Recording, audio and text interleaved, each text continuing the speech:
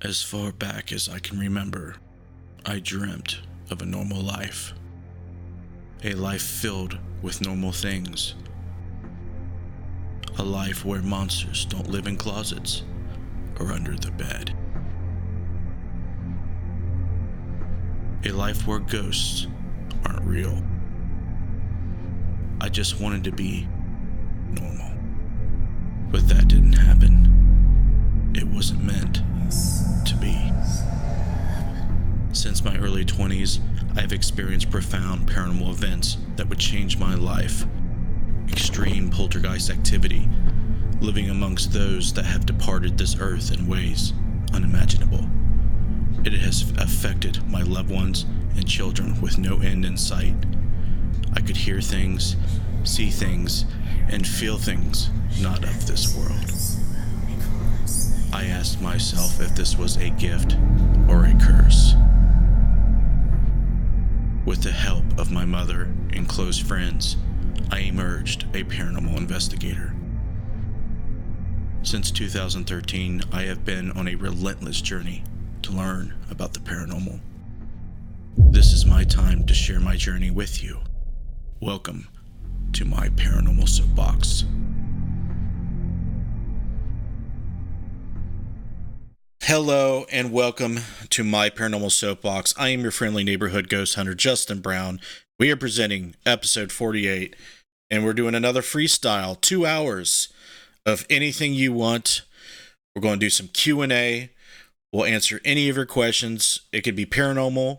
It can be about anything, about life, sports, anything. Just, keep it classy, within reason, of course.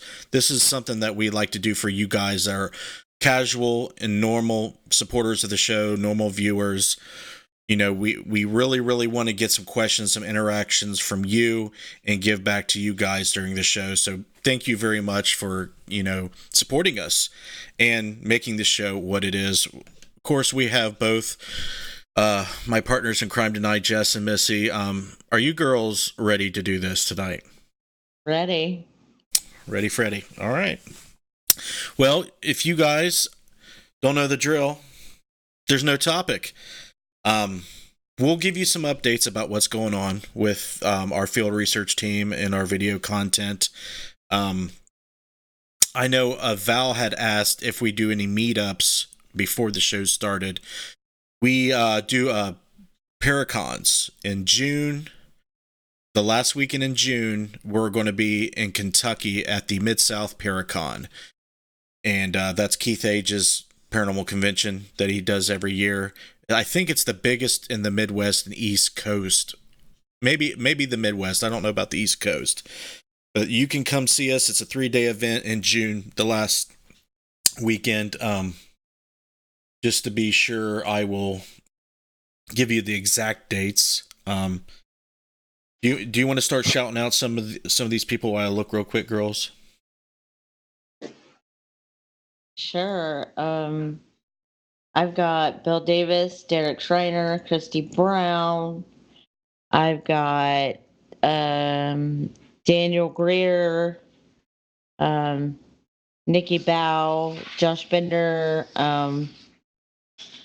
Tina Perkins, and Becky Compton are the only ones that have commented right now. Hey guys, what's going on? I have Val, Supernatural Lost Adventures, Heath Edwards, Melissa from Marietta, Anchorage, Glenda as well. All right. June 28th, 29th, and 30th. Here, let me get the calendar. I don't know if that's right. I don't trust myself. 28th, 29th, and 30th. Okay, so I am right about that.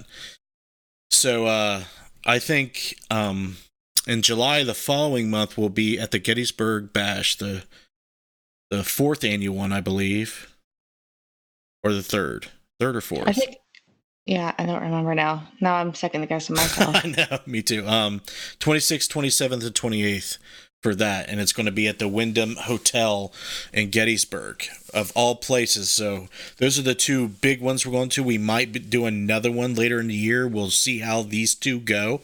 If it's a bust, we may not do another one because it's a lot of money and a lot of effort and a lot of hard work to do those events. So if you have been wanting to meet us and meet up with us, talk to us, I know at Gettysburg we'll definitely be checking out some local haunted areas and, taking photography and doing all kinds of cool stuff. So if you are in the area where Gettysburg is, you can definitely do stuff with us then. Mid-South, we're not going to be investigating as far as I know, but we were definitely going to be hanging out with everybody. We're going to have all kinds of cool merchandise at these events. We'll probably have more stuff, cool stuff for everyone than we have for previous years. Usually we just do like team shirts, hats, DVDs of our investigations and documentaries. But this year, we got all kinds of craft stuff going on. I don't know if we want to release what we're going to do yet, but it's going to be a whole bunch of witchy stuff. You're such a dork. And metaphysical stuff. No, wait. I gotta get my hood up. I gotta get my hood up for this one. Missy, is there a way we can block him? We'll just take the show over for the rest of the night. That sounds good. He's just got to Dark control Lord us. Justin Brown has hijacked this live stream. Oh, I can't deal with him. What's wrong? Well, I'm gonna chime in.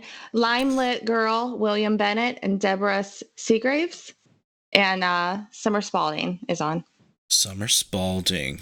We got a new fan. Summer's a new fan. Yes. I also have Cindy Gillette, Tina Kinsley, and Tony Felosi. Tony Felosi. Val goes, ooh, witchy. That's right. Well, I will let you know. I can't take myself seriously like that. But how could you get any cooler than getting to meet Justin Brown? Downtown Justin Brown. They get enough of me as it is on this show. You can only take so much, like small doses. Yes. We can because we know you. But yes. you'll get to meet the girls, obviously, Josh Bender, Derek, and they're really, really cool people. They give a lot, to people that support us, follows our work. Josh Bender's and Derek is probably one of the nicest people I've ever met in my life. So, at any rate, come out and talk to them. Of course, if you feel like it, you can, talk to me and hang out with me. But you can only take me in small doses. And just ask Jess, if you get me a little sleep deprived in the middle of the night, I get really annoying. And I don't know how to drive. Well, it helps to have eye correction, known as contacts or glasses. Right. Do you want to tell that story? You want to get them on the same page with that? No, you can do that. No. No, I was driving. You were the bystanders. You seen it from a different perspective. No, tell them what you almost did to us. I had to pee, and we're driving down this old country road, and he's like, "You're gonna miss the turn. You're gonna miss the turn." No, you got to tell it right. It's like 4 a.m. It's freaking raining. We just got done investigating the anchorage. We're tired. Okay, and go. Got to set it up right. He says, "You're gonna miss the turn. You're gonna miss the turn." And I said, "No, I'm not." And I just turned the freaking car. And I come about this close to hitting the guardrail, and he's screaming, "You're gonna kill us!" It was hilarious. It was not hilarious. He was so mad. And then it was like, oh my god. Yeah, Derek took over really quickly after that. It was Shadows bad. of the Moon. I'm sorry to cut you off. You better be. Said, did someone say witchy stuff? Their ears perked up. That's right. And Sam Thomas. Yeah. We're talking about crystals. We're talking about prayer fans. We're talking about, every type of sage you can think of. We're talking about, do you want to mention some of the stuff that you might be having, Jess, or do you want to wait? we'll wait. Okay. They have to come and see us. That's right. Yeah, Jess and Missy are going to come up with some stuff that would probably pique your guys' interest if you're into metaphysical things. But of course, we're going to have a deadlight display. And also it will after the events, because I would like it to be put out on the events first, and then it would be up on sale for on Interface Death afterwards. That's right. I have our first question of the night. Okay. Woo-hoo! It's from Tina Kinsley. She said, I have a question. If when someone has passed and say reincarnated, how can a medium, etc., still pick them up in a reading, please? Okay, well, this is just speculation and theory. No one really knows, but if you ask me what I believe, when we pass, let me back up a little bit more. As we're living life, we're shedding. Our psyche is shedding off psychokinetic manifestation and aspects of our consciousness as we live, go through life. We're leaving imprints of who we are everywhere we go, especially in the places we live and the people who we're connected with, and our children, their children, so on and so forth. We leave those imprints. They splinter off from us. Okay. And that's a lot of what psychics pick up is those things, the psychokinetic manifestations and imprints that we leave behind. If you pass on, and let's just say reincarnation's a thing, and I'm open to that by all means, they're still going to be able to pick up on the echoes and imprints of who you once were. It's kind of like a snake will shed its skin. Okay? It'll shed its skin. It'll leave skin, let's say, stuck in a tree for a long time. The snake can die, move on, be no more, but that snake skin will still be there. What psychics pick up on is kind of similar to that. Okay? It's not, sometimes psychics get confused when they're speaking to what they call spirits or disembodied intelligences. What they're really picking up on a lot of the times is not what we think of as the soul. Our conscious states, most of that is left behind. When you cross over into whatever's next, you're leaving a lot of who you were behind. You're not taking much, if anything at all, with you. Some cases that are an exception is children that remember past lives. Okay? So, an interesting thing to say about people who can read past lives, if you can read someone's past life, why can't you read someone's future lives? Is that even a thing? Have you girls ever heard of anybody reading someone's future lives? No, I have not. No. Why couldn't they? I don't know why they couldn't. But am I the I've first never one to heard of ever it. think of this? I doubt it. But, that's how I would answer that. Hopefully, I don't know. The short answer is I have no idea. I really don't know. I'm just throwing that out there. I have a question. Okay. I have a few, actually. I think this one's meant to be a joke. But Heath wanted to know, how can Zach Baggins be a better investigator? Shut his mouth.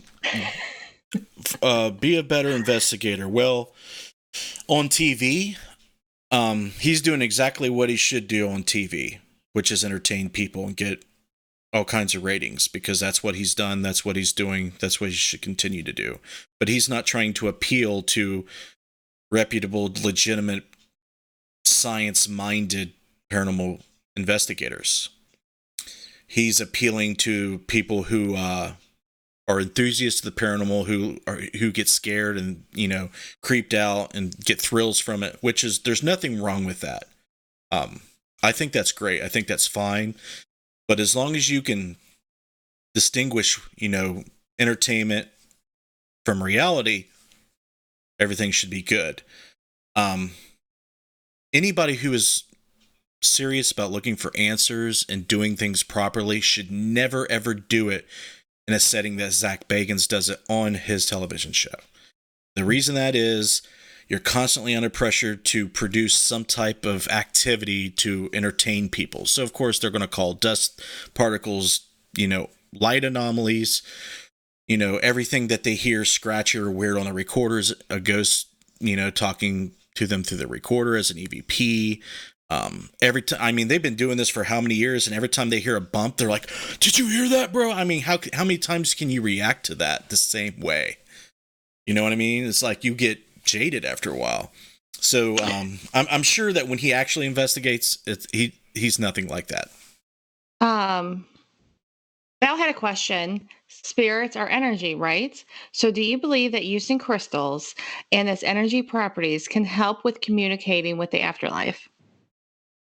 Okay, how do you know what you're... Oh, wait. Is that what she said? This is Summer. How do you know? No, this is Val's question. Oh, okay. Can you repeat it? I want to make sure I understood you. Spirits are energy, right? So do you believe that using crystals and its energy properties can help with communicating with the afterlife? Yes, it's possible. My opinion and knowledge of crystals is it channels and amplifies or diffracts energy, whether it be light or any other type of energy that may be flowing through it. So, for example, there is a thing called a channeling crystal. It's a quartz crystal that has 7 facets on its end, and they're actually quite rare. Normally, they have 5 or 6 is probably the most common, but Missy uses a channeling crystal. Yes, I do. And in theory, it's supposed to help harness the ability to channel better. We'll let her tell you if she thinks that it makes a difference or not, because I have absolutely no hands-on experience with it, but I've definitely heard that it does. So, from what I researched, particular crystals do definitely, increase your chances or enhance your chances of doing that.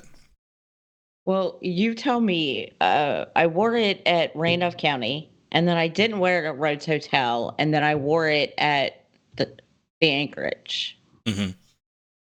And?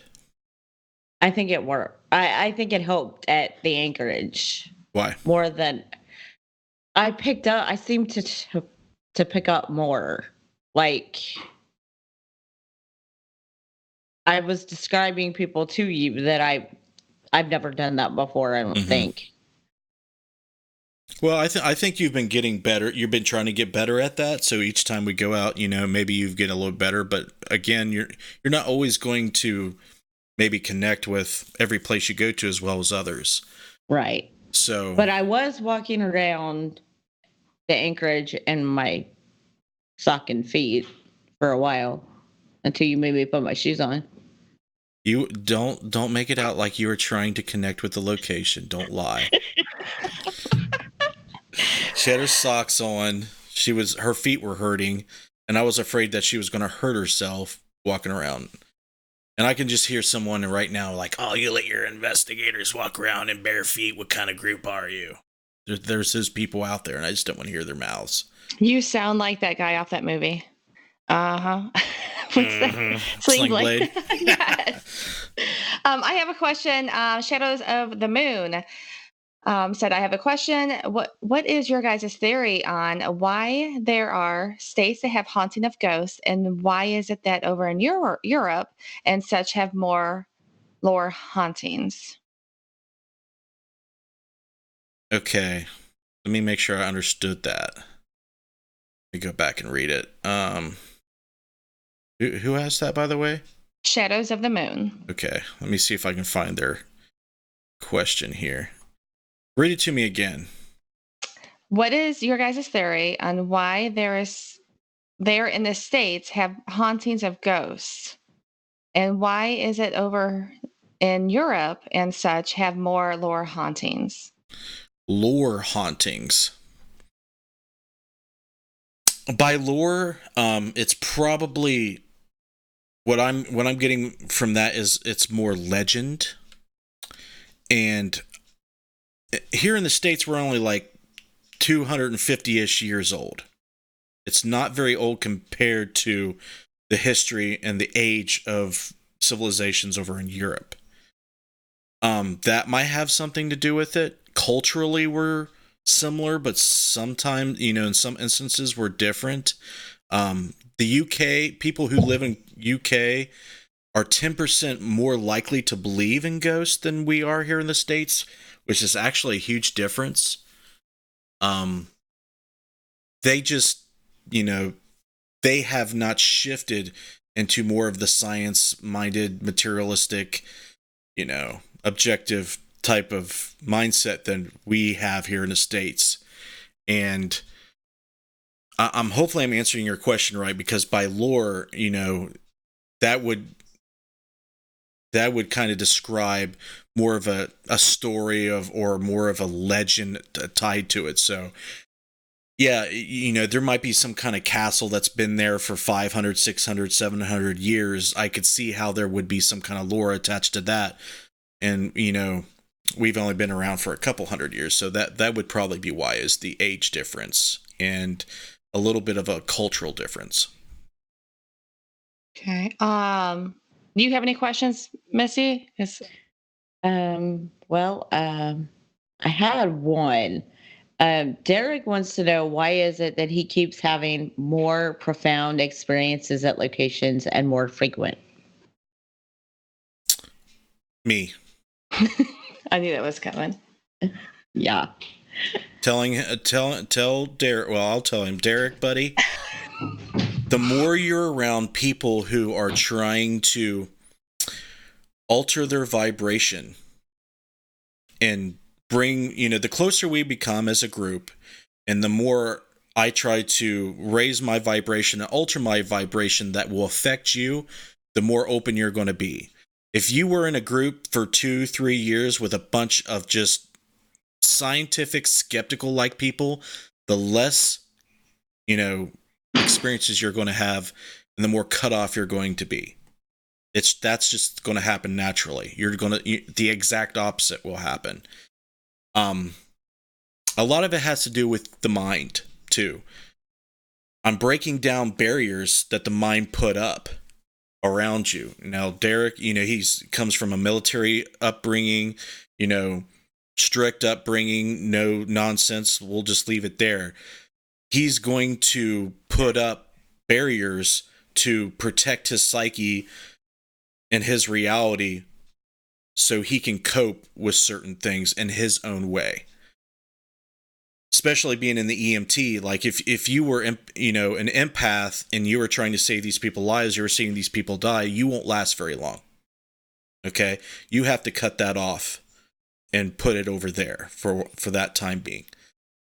Now that you're out of it, it's safer to do it because you don't have to deal with seeing people constantly being messed up or constantly dead. So, that's the best answer I can give you. If you're around people that are doing that to your energy and your vibration, you're going to open up more. He said I knew it. Well, I'm not doing any kind of voodoo or magic. It's all up here. It's how I say things. It's how I lead the group. It's how I, just carry myself. That's what does it. It couldn't be all of the things that I do to him on a daily basis that he doesn't have any clue I do.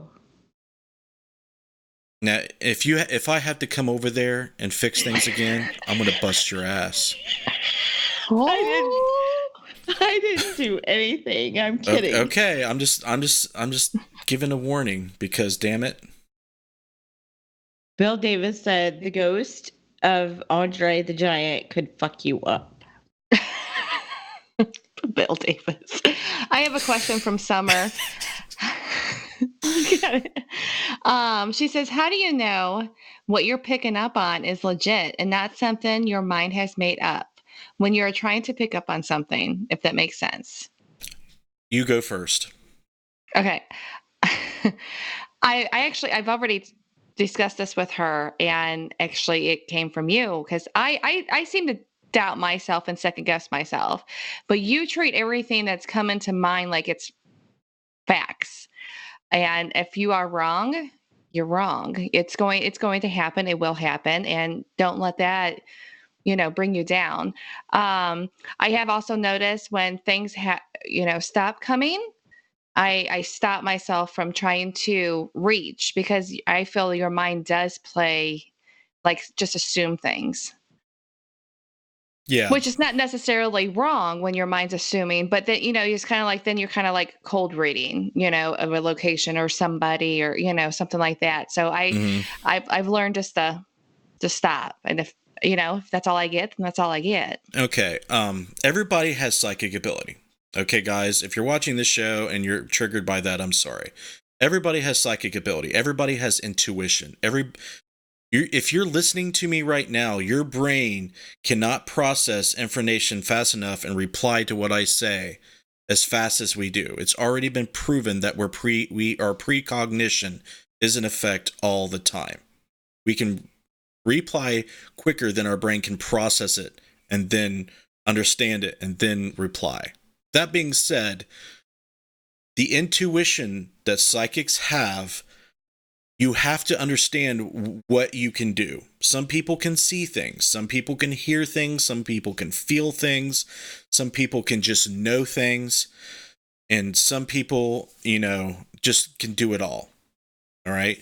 So once you figure out what, if you're claircognizant, clairsentient, clairvoyant, clairaudient, whatever it is that you are, once you have identified that, then you can start understanding what things are coming to you are legit and what things you may be trying to reach for. If you see things and they seem anomalous to you, they seem like they're paranormal, they seem like they're, psychic impressions visually, don't try to hear things or grab other information. And if they ask you, oh, what's their name? You can't see someone's name.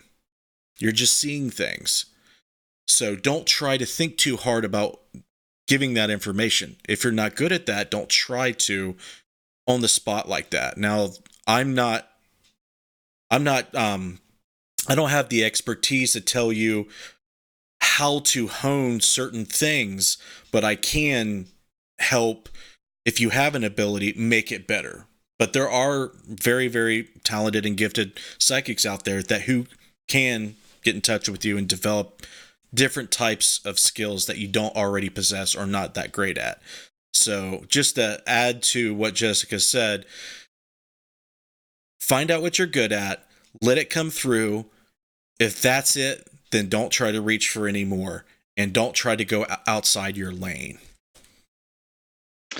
Supernatural Lost Adventures asked, can we hear some funny stories while investigating? While being on investigations. Oh no. Missy, are you thinking of one? Well, for one, in the Waverly documentary, the first one, the very first time we went to Waverly, what happened? What did you spend the first 20 minutes doing at Waverly Hills? That wasn't funny to me though. that was hilarious to me, because he's like, I gotta find a bathroom, and he's looking at all these doors. Oh, you're talking about Josh? Gosh, looking for the bathroom. That was kind of funny, and he's low key pissed that I put that in. But see, I was just putting everything in. Almost everything that we recorded, I put on YouTube, because I wanted people to see it raw. I experiment all the time. Do people just want to see everything? Do they just want the highlights? So yeah, sometimes nature calls. And when you're in an 80,000 square foot building that you're not familiar with, and there's like 1 or 2 bathrooms in a whole fucking place, you're searching for it. And sometimes you barely make it. That, there's probably funnier. Oh no, we have to talk about the most recent one with Derek. That was hilarious. You go ahead. And they were just talking. Melissa, are you talking about at Anchorage? Yeah. Okay, Melissa actually just put that in. I'm way behind on the comments and questions, and I apologize because I've been leaving up the questions so I don't have to scroll through. But yeah, Melissa from Anchorage actually threw that in there. Josh said he was being drawn to the bathroom. There was a demon in there. Okay, this made me freaking just almost want to quit because I just couldn't take anything seriously after Derek said this.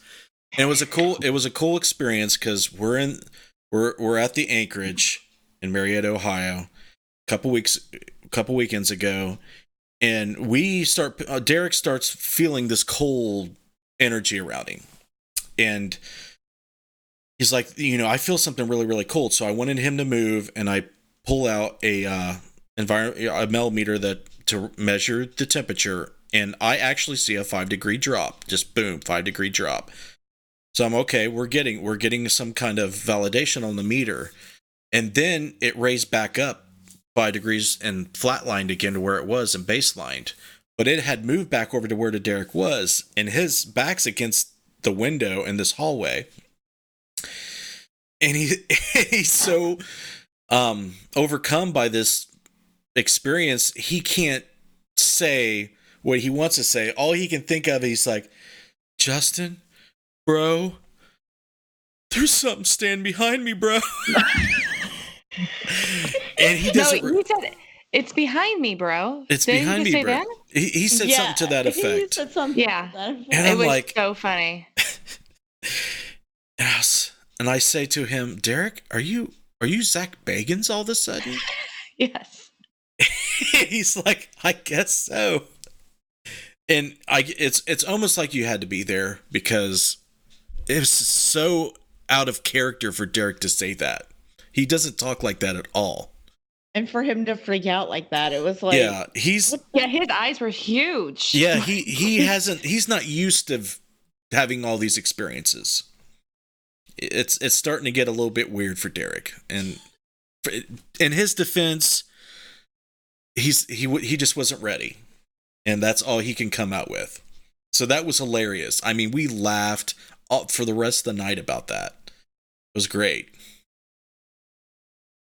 Val wants to know, and what about the frequencies on crystals? Work off, parentheses, higher, lower frequencies. Have you experimented on this before? Early on, I researched some of it. Crystals have certain repeating patterns. Okay, they repeat the same molecular pattern. So, depending on the crystal and depending on the molecules and the repeating pattern, that will dictate how the energy passes through it.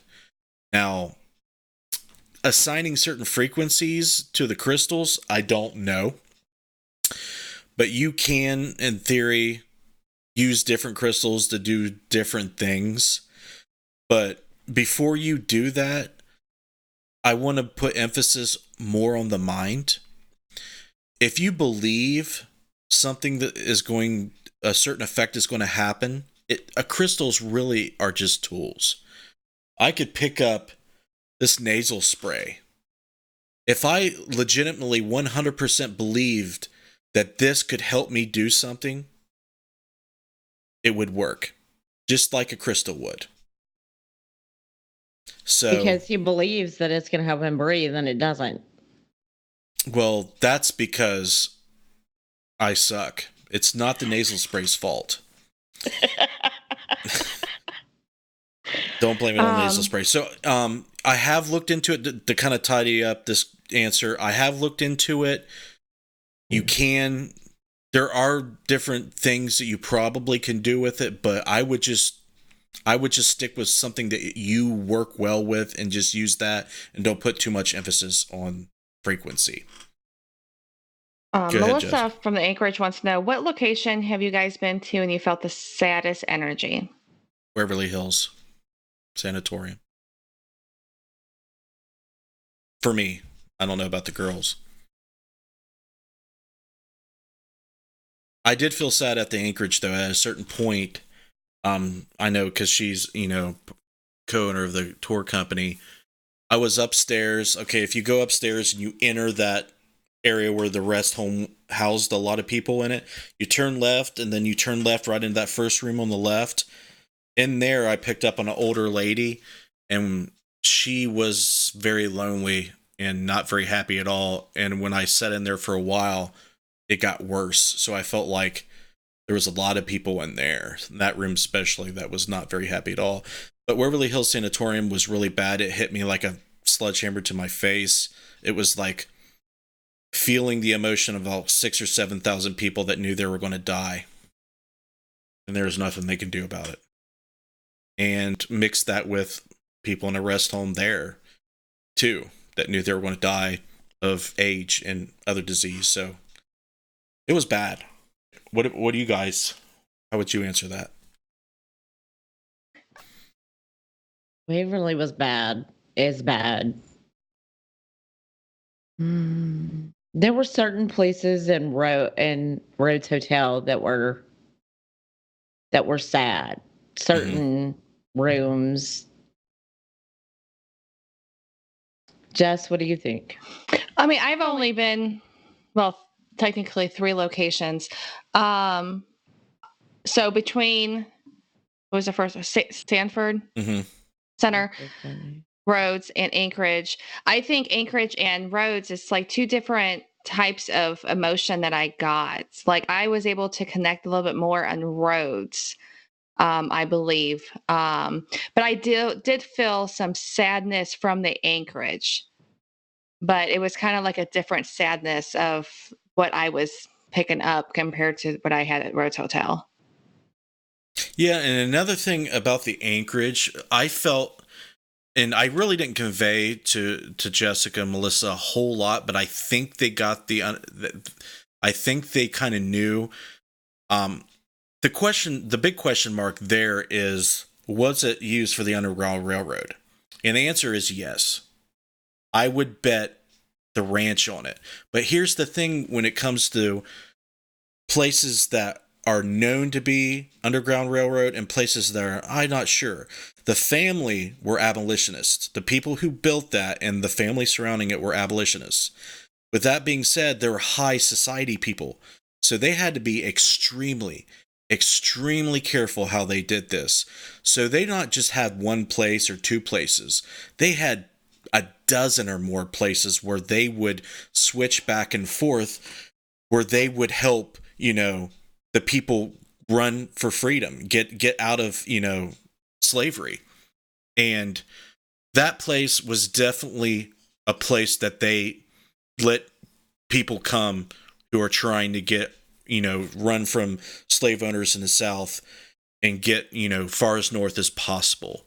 There were some who didn't want to travel, but just wanted to kind of hang out under the guise of slavery, because there's a lot of people who lived with these people under the guise that they were slaves, but they really weren't. They were just there, and they were treated like, normal human beings, and they were just part of the family.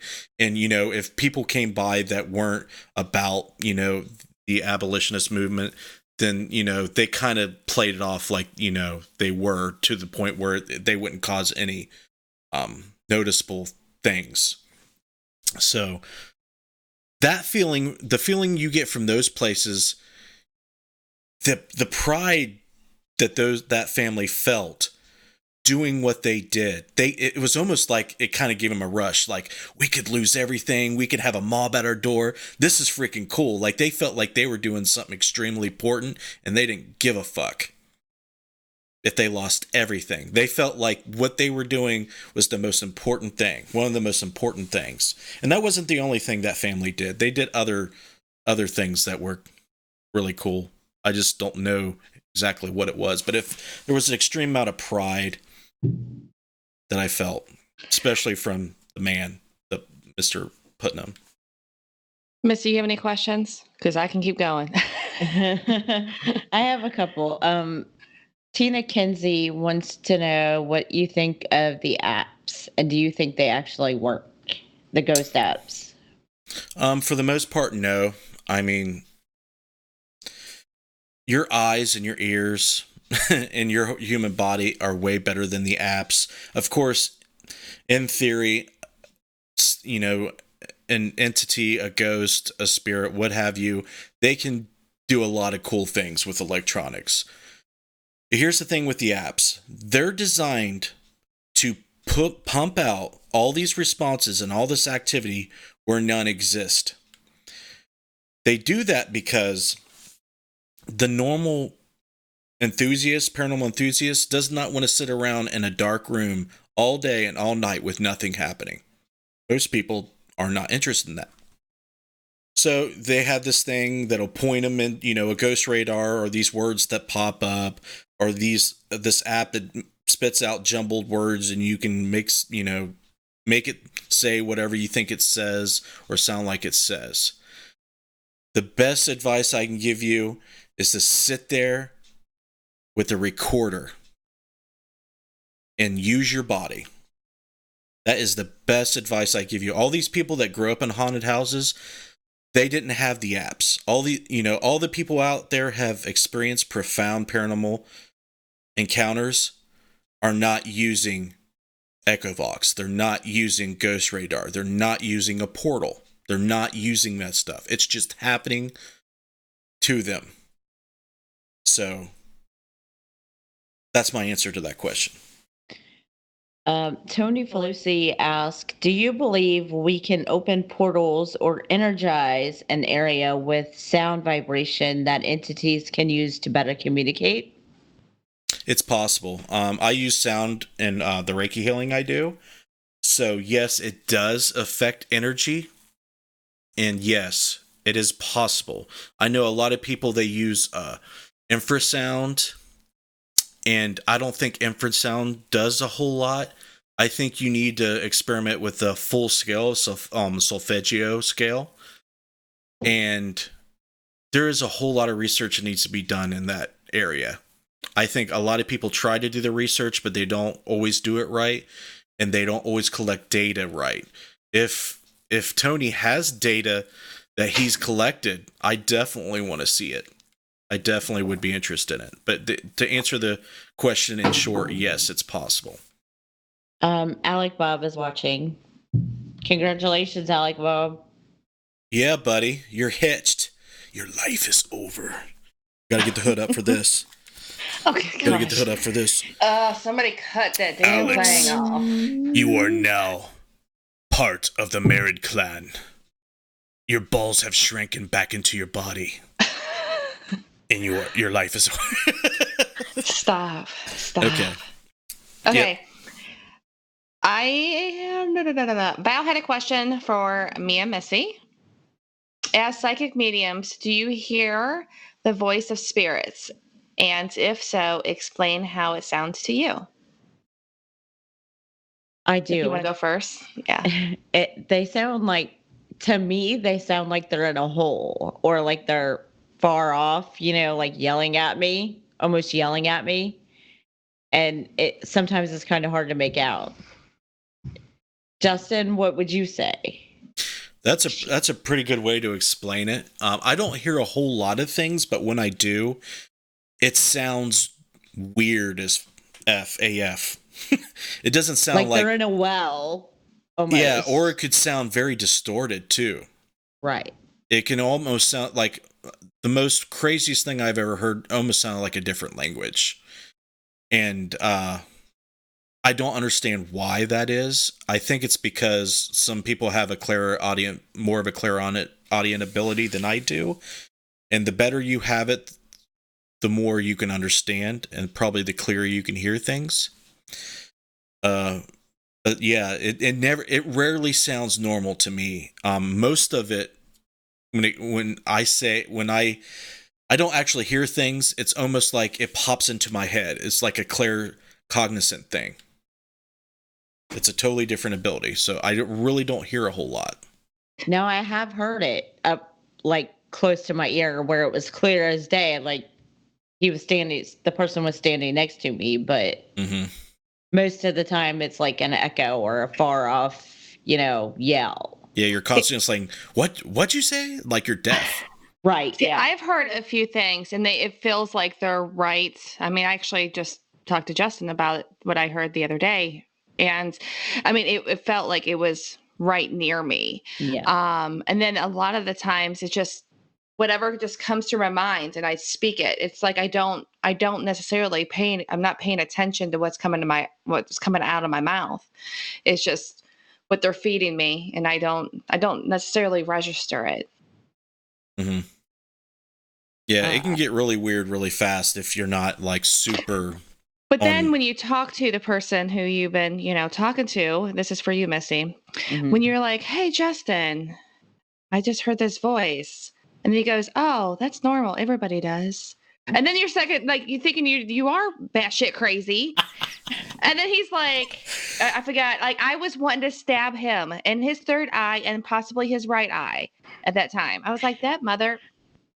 He did that to me too, and I just looked at him. I said, Derek can't freaking hear it. And he was standing right next to me.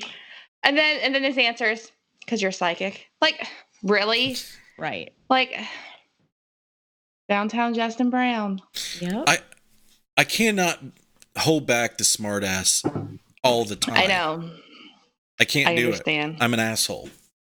But I mean, when you actually, and I told you I was gullible about it. Yeah, I am. I'm still learning, Justin. So don't poke fun at me.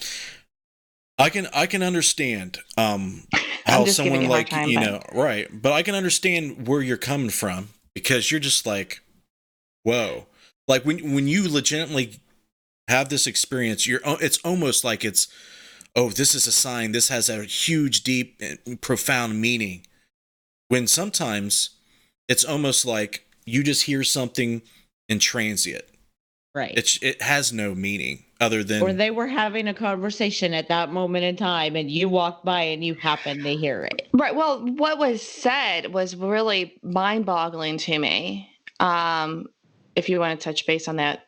Well, with those things you want to play it by ear, but you can tell them happen. Yeah, I mean, I heard an older gentleman say, "Help me, kill me," and I was sitting outside on the back step, and I'm thinking, did I just hear that? I know I did. Mm-hmm. I know I heard that, and I actually walked around and tried to figure out if there's another, anybody, but it sounded so close to me. I'm thinking, okay, if he's saying help me, kill me, why is he saying kill me? But I mean, like what Justin and I discussed, maybe he doesn't know. But it was just like, oh, okay. Well, honey, you're in the backwoods of West Virginia. You got to think about it that way. He could have been attacked by an animal, or it was. But I mean, it was for days. And I did have a power of emotion come through at that time, right. Which I didn't tell Justin, but because he was already like, you're psychic, that's why. It's like, well, like when I went upstairs at the Anchorage, for example, and she said, I heard a voice very clearly that said, it's because of Mary. Mm-hmm. And they could have been having a conversation. She could have been having a conversation with somebody else. And I walked in and, Right. And heard it. Absolutely. Yeah. I mean, to add to that, it's hard to know if it's somebody right there trying to communicate with you, if it's something residual that's just an echo reverberating through the area in which you happen to be at the right place at right time. Maybe it's a confused spirit that don't know they're dead. I mean, I just don't know. So it's okay not to know those things. And it's especially okay for me not to know what the hell to tell you. Because if I really don't know, I might be a smart ass to you and be like, that's normal. But there's going to be more questions than answers, unfortunately, with that. Okay, I have I think there's 3 question marks in here, so bear with me, but I'm going to read it. Kelly McConkey, she said, when our team goes to certain places, such as prisons, I often enjoy using sexuality to engage male spirits. It tends to work, but in one location where the spirit was extremely active toward me, we found out that he was in jail for crimes against women. I want to continue to employ this technique, but do you feel like it is safe? No. Should I use any additional protections other than my usual stones and sage ceremony? There's nothing that's going to protect you. If you're making advances or using some type of sexual method, you're just, especially in prisons, listen to me. There are people that's been housed in these places that are worse than Satan himself. You can read every book written about the devil, and it will not come close to these people that you're interacting with, their energies. So please, please do not do that. You're just asking for the worst possible scenario to happen to you. And I don't condone that. I don't advocate that at all. If you're having issues with connecting, and that's the only way, or you're just trying to experiment, I believe that there's better ways. Jessica, help me out with this. I would never put myself out there like that. Never. Why not? Well, because you don't, if you don't see them or you don't hear them, you don't know what they're doing. Right. But what I'm saying, here's my fear.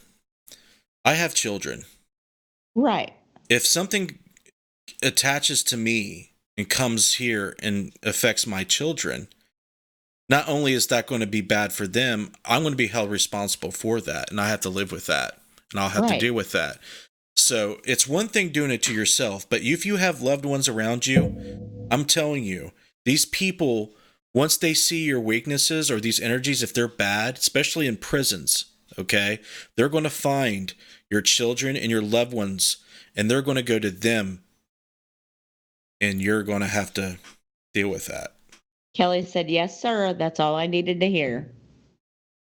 But the other side of that answer is you'll get what you ask for. If that's what you want, you will get it. I don't know if Jessica wants to add to that or not. I seen her face when she was reading the question. She was just like, "Oh, hell no." Well, I mean, I'm very anxious right now, and I think it's because of what you and I talked about the other day, Justin. I don't know. I don't know if I should go into it, but don't be a pussy. This is the soapbox. I know. My gosh, I'm like, I'm very, I don't know. Oh my gosh. Go ahead, Justin, explain it. What we were talking about before, sparked my memory. About the whole jail thing. As soon as she started saying about jail and women, and that's when it all rushed to me. And she hasn't. I don't think she's been through anything like that. No, I understand that, but of just what her question was is why it. Oh, well, some people have went through trauma in their lives, and to revisit that trauma or to intersect with an entity or an energy that would bring some of that back is why Jessica would react to that. So I don't think, I think if you're comfortable with that type of shadow work and revisiting some of those things, or even experimenting just to, for paranormal research, because it's all a fine line. I'm not going to judge the people who do it. I just wouldn't recommend doing it because I fear for their safety and well-being, especially the ones that can't protect themselves, whom they may be associated with. And I mean, just like, I think, was her name Kelly? Mm-hmm. Like, I'm not, I mean, this is just my personal, experience. I'm not judging you for what you do. Just, I haven't even been to the location, and it has stirred up a lot for me. Mm-hmm. A lot. Well, see, me as who I am and what has happened in my past, if I feel uncomfortable, I'm like, Justin's like, there's a place in Lincoln County Jail where women tend to get attacked. I'm going to leave you there for half an hour. I'm like, okay. But the minute I feel threatened, I'm fucking out. Like, well, I say that jokingly most of the time. But I wouldn't, as long as you're okay with it, to test certain waters. I think that's kind of what Kelly's kind of going with. She's okay with testing some waters here. And I understand where she's coming from. I mean, some people are that serious. Sometimes people take risks. Some people test waters. Just just be careful. Kelly said, I fully appreciate your honesty and vulnerability. We only say this is because we care about what happens to you. Right? We're not telling you that you're stupid or you shouldn't do that because you're crazy. We just care about what would happen if it backfired. Well, I mean, you know, I guess I would say amen to her for even trying it, because I don't put my sexuality out there on a daily basis, let alone, Don't lie, a you whore. spirit, but fuck you, Justin. Okay. Yeah, that's interesting. That's an interesting thing, though, the ask. Val said, Justin, you need to make a shirt or a hat that says Downtown Justin Brown. Yeah, I responded to that a little bit ago. Oh, okay. It'll probably happen. And then Supernatural Lost Adventures. What is the best evidence you have captured and where? Oh, the best evidence I've ever captured. I've actually showcased on my shows before. I really don't want to dig it up on YouTube unless you really beg me, but it's on YouTube. It's an old video that I uploaded from a residential case in 2014. It's called EVP in the Field. It's the second clip in that video. If you go on Interface Death's YouTube channel and search EVP in the Field, that it will bring it up. I think it's like 7 minutes in or something. This gentleman had asked me to come to validate whether his deceased daughter, which died in their garage from respiratory issue, he wanted me to validate if her spirit was still there lingering around, causing certain things to happen. They were reporting family members being touched, cold spots, footsteps. The mother and his wife was having dreams of her holding her hand in a dream in which she'd wake up and open her eyes. She would be there still holding her hand and then vanish. All kinds of crazy things, okay? And to kind of set this up, she was like 15 years old. She died 3 days before Christmas. That previous Christmas, I think we were there in January or February, and she died like 3 days before Christmas in that December. And they had left nothing unchanged in her room. It was exactly the way she left it. The garland was still hung, still unopened presents under the tree. The tree was still decorated. It was weird. Okay? Very strange. And he wrote me out, the dad wrote me out this 2-page list of all these things he wanted me to say to her and ask her, say things like, Aunt Susie says hi, are you okay? So on and so forth. All these things you can imagine that he would have on the list. And at the end of the list, he says, I love you. So I didn't get any response. I'm using a hack shack. It's just spitting out the most craziest, annoying white noise you can possibly imagine. And I got like multiple recorders going. And when it gets to the end, I ask his daughter, if you can hear me, let your dad know that you're here. Say, I love you. Tell your dad that you love him. And we hear nothing. So we stop the recorders, and when we play it back, we hear the most creepiest out of the movie white noise. If you've seen that, the most creepiest white noise modulation of someone saying, I love you. Now, what's cool about this is you play the camcorder footage, which you'll see in the video. I ask on the camcorder, nothing happens. But when you play the recorder back, just the digital recorder I had laying next to the ghost box, that's where the audio came across. Only on one device. And I had a laptop recording audio. I had another recorder recording. I had the camera recording it. And it's just physically impossible for that to happen. So that's the first time I learned how to validate voice phenomena in that way. And to date, nothing has topped that. And what was more fascinating was when we replayed it to him, he heard it, but he didn't believe it was her because it didn't sound like her. We explained that she was using the white noise possibly to make this say this. She actually manifested to him, not visually, but through like what he explained, a burst of energy that came up on him from her bedroom down the hallway, and it made him turn. And we actually recorded a female child's voice saying his first name, which I thought was amazing. So that would have to be it. Are we going to take a break? If you want to, you got to go potty? Do you want to take? I can just bring Derek in here for a second. Okay, yeah. If you got to go, you got to go. Okay. Actually, Missy, hold on. Okay. There's a question for you too. Okay. So we'll let you go first. Question for Jess, Missy, and Justin. What is your go-to saying? What do you always say that others tease you about?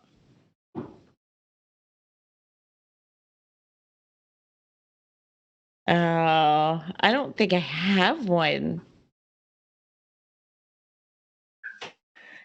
Well, we always tease you about you. Well, yeah. No. Well, okay, what were you gonna say? Because I put myself down, but what were you gonna say? That's what I was gonna bring up. We don't really single you out on one thing. Right. We don't always tease you about just one thing, but we blanket tease you about a lot of different things. Right. I know what Justin's is. Mm-hmm. Yeah, it's been the same thing for almost a year now. Like, please say it. Just. Well, no. You guys can tell. You guys can answer. No. You have to say it. Okay. Well, if you gotta go use the restroom or take a break, go ahead. I want to hear you say it. Okay.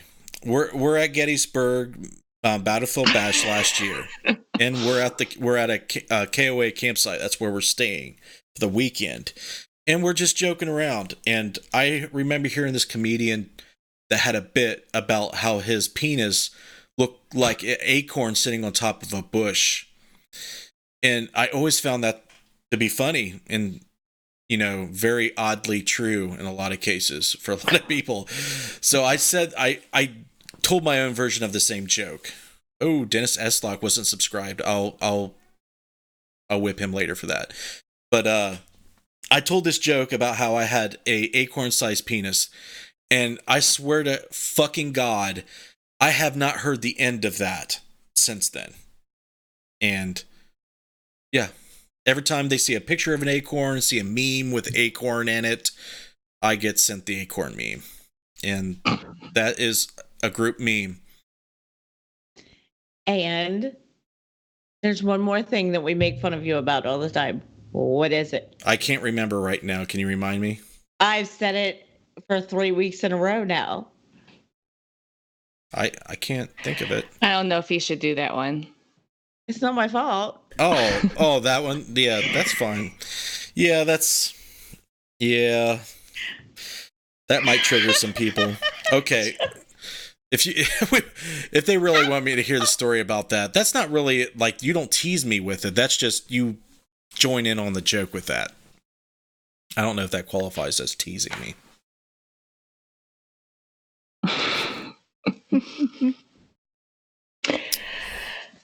All right, do you girls want to take a break? I can show a couple video promos if you want to, or I'm okay. If she's just gonna go get Derek, and if I need one, I'll just go get Josh. He's standing here waiting on me, so yeah. But I think the only thing that I say is just, I'm gonna stab you in the face, Justin. Yeah, she says that to me a lot. A lot. Melissa from the Anchorage wants to know, what is the best disembodied voice you guys ever heard? Ooh, one of them was at the Anchorage.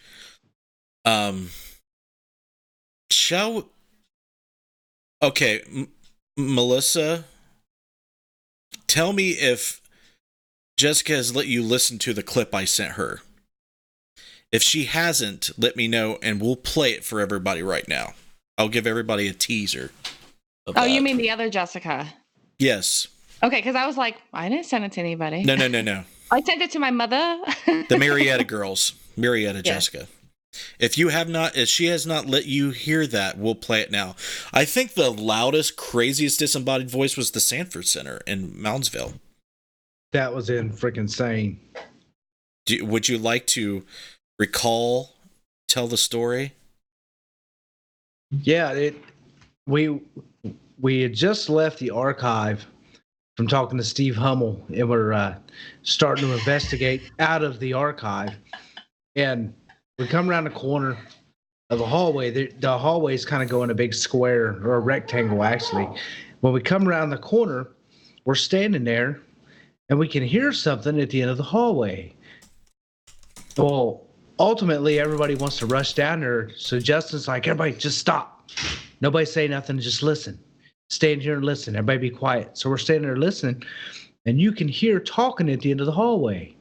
So as we're listening, we start to walk kind of slowly, and then we pick up the pace, and we get to the end of the hallway, and there's the old style school double doors, like the fire doors.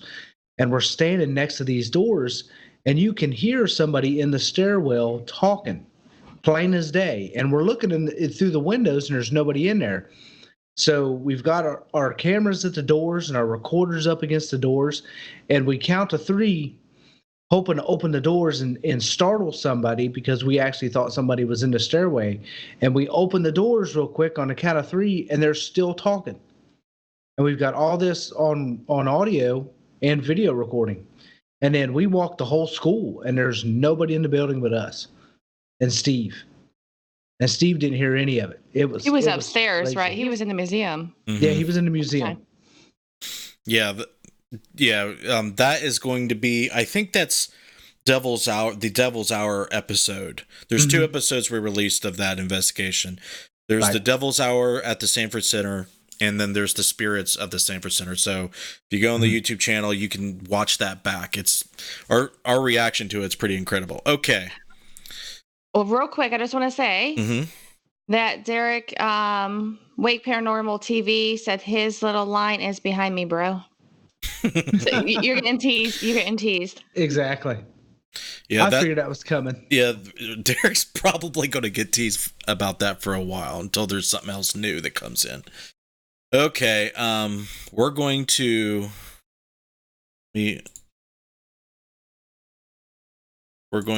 turn on desktop audio, and we're going to turn on the monitor here.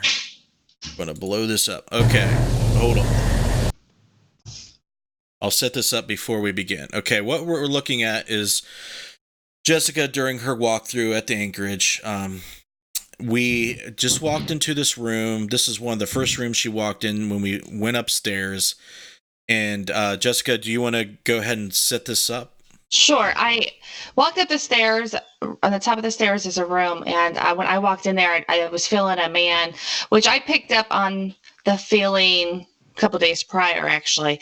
But there was a man that he was just very sad but angry at the same time, and I couldn't really figure out the situation. And so when the video plays, we start walking up the steps, and it's a larger room up on the top of the steps, and there's rooms that goes off there, and that's about it.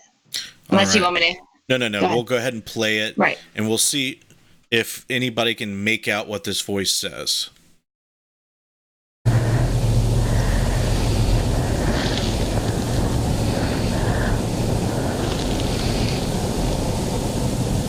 And also,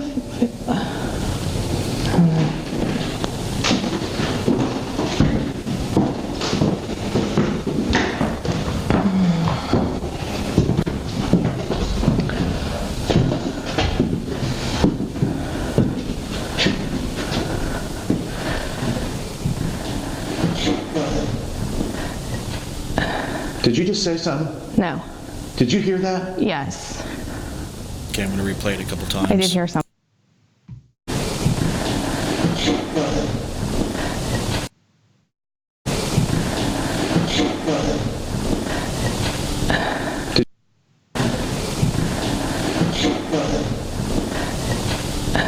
Did you just say something? No. Did you hear that? Yes. I did hear something. Oh my I couldn't make out what it was or anything, so I didn't know. That was the loudest disembodied voice I've ever heard in my life. Did you hear it? It was the loudest thing. It was a man. I definitely got it. Did you? Yes. Like, I'm shaking. Yeah. Okay, so that to me is clear. I hear something, but when I ask the rest of the group members, they kind of hear different things. So it's not Class A, unfortunately. But me and Jess heard the same thing. So Melissa just said something different than what everybody said. Mm-hmm. So it's definitely not a Class A. It definitely sounded clear to me when I heard it, but I wish it was a little bit clearer. But when we were talking before about here, let me turn the desktop audio off. It's probably echoing. When we're talking about hearing these voices, when they come through as acoustic energy and our microphones and our ears can hear them, it's going to sound distorted. It's very rare that it's very clear. But this is very loud. Obviously, it's coming through the lavalier mic that Jessica is using. So it's only designed to pick up a few feet away from the mic. So that might be a reason why it wasn't as clear as we heard it. But I remember going into that room, and I actually said afterwards, because I was going to say it then before the voice came out, like I felt him like following. Like I still felt, I didn't, I felt him still around. So what you're saying is you felt him. I'm going to stab you in the face. I get it. We get it. They get it. You felt him. It's crazy because people with these abilities, when they want to hear it again. They want to hear. I knew it. I knew it. Okay. Derek says I sound like a robot.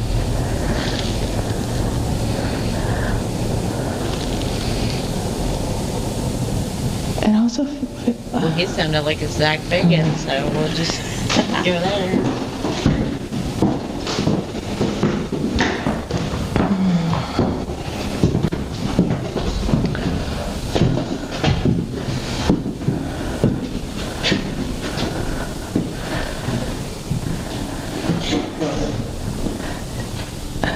Did you just say something? No.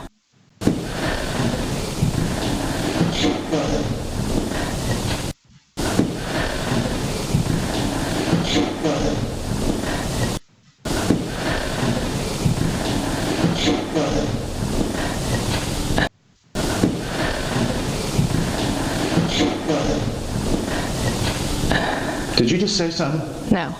Did you hear that? Yes. I did hear something.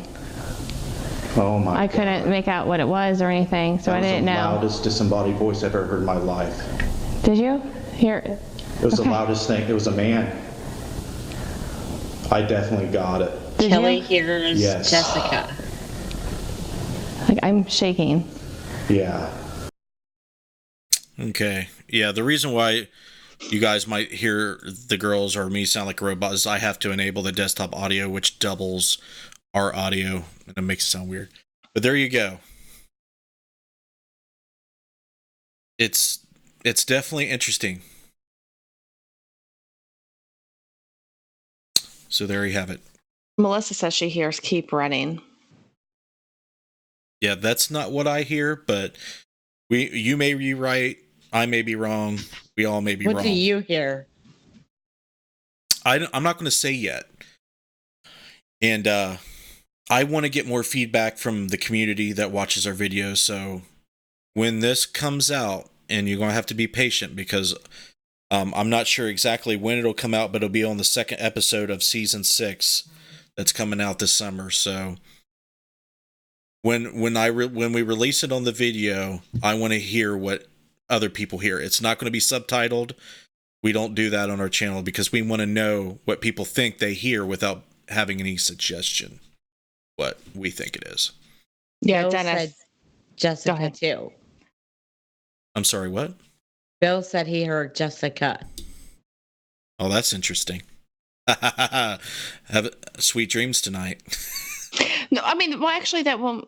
And I mean, well, there was a Jessica that works that's there. downstairs. I mean, she's there every day. And if they were talking about me, like, and I, was able to connect with the location before we showed up. Are you reading what Dennis heard? That's in a way comical. Oh, Dennis. What I hear is bitch in trouble or bitch is trouble. Tony, I did slow it down.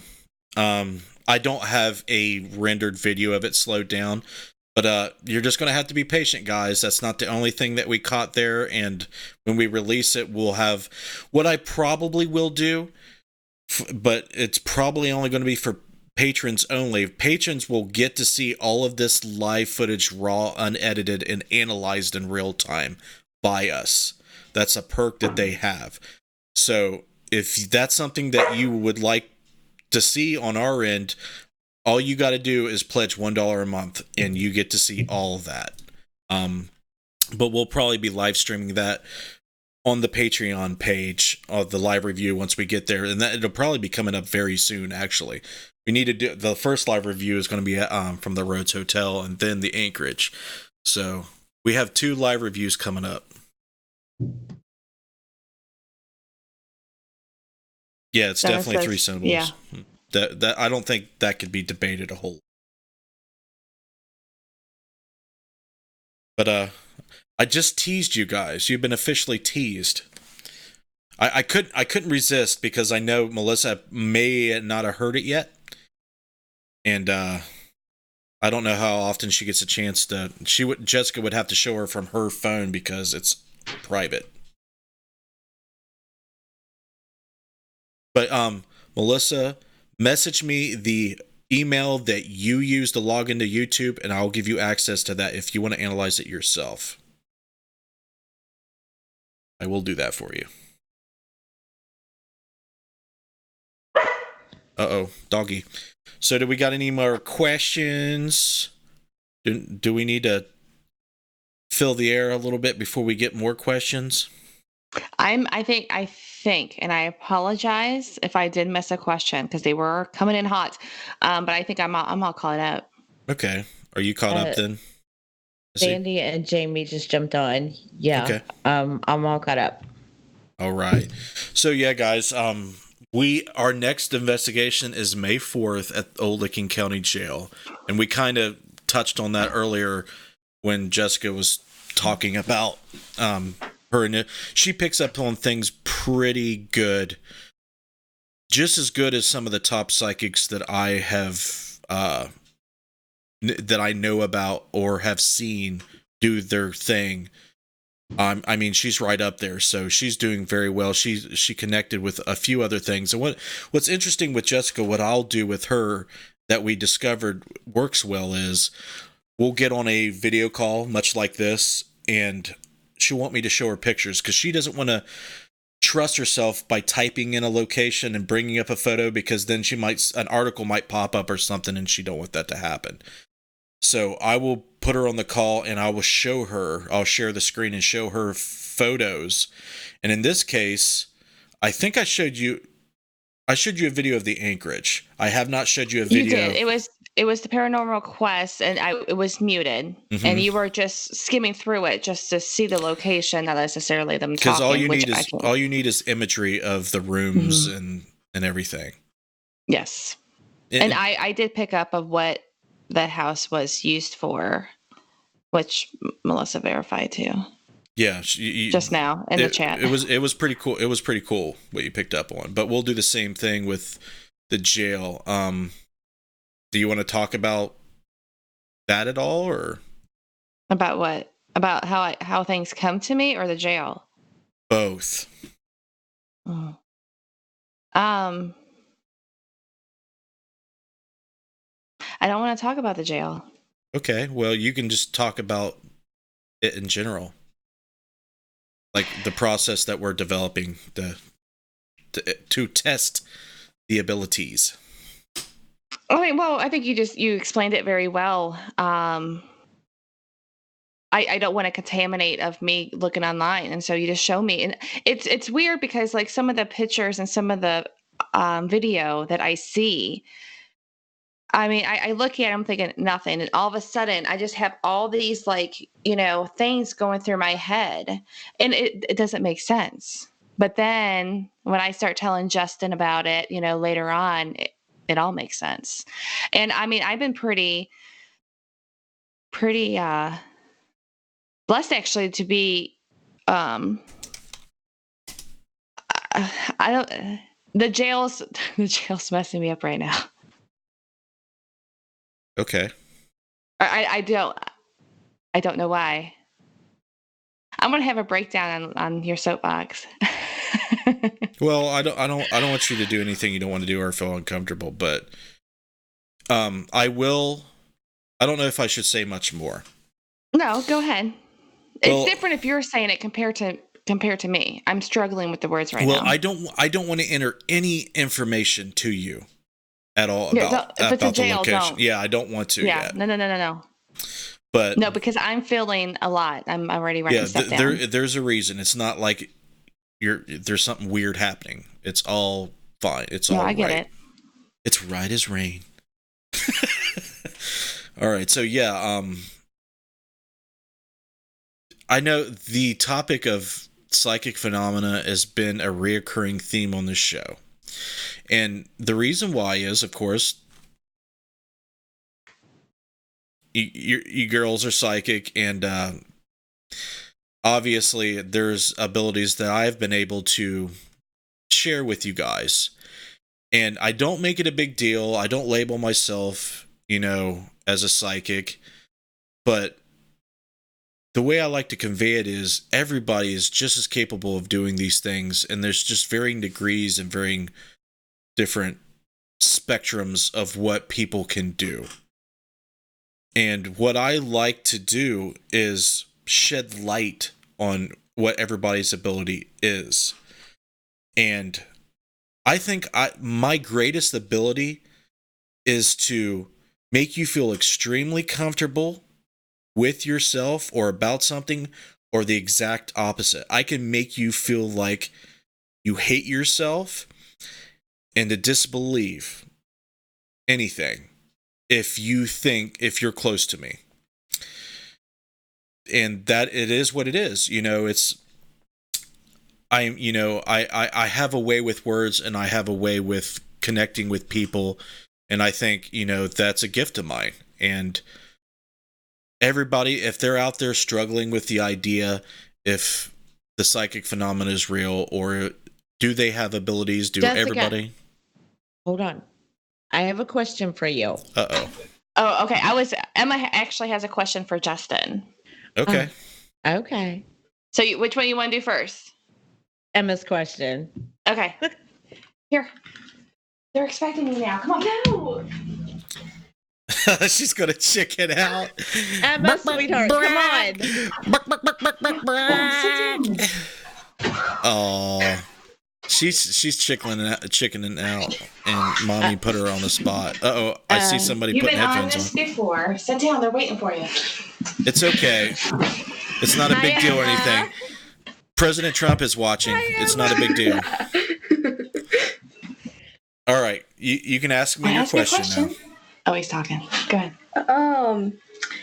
So get up to the microphone. Look, there you go. There you go. That's much better. Ever since Mom's ability strengthened, I felt that mine have been compressed, and I've been wondering why I would feel like that. Can you elaborate on compressed? What does that mean exactly? Like they're not there? Yeah, kind of in that sense. That's interesting. Right off the top of my head, I wouldn't know why. You guys are very closely related, so.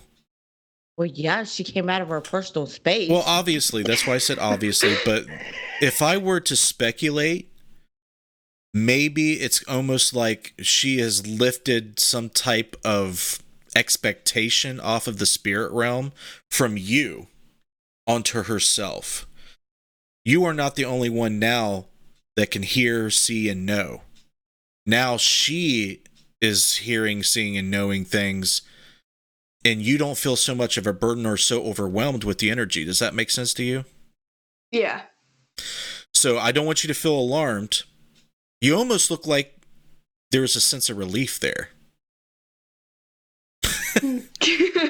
But for someone your age, I know you're very mature for your age, and you're a very smart girl, but that can be overwhelming for anybody, and obviously can be overwhelming for a 13-year, almost 14-year-old. So that might be why.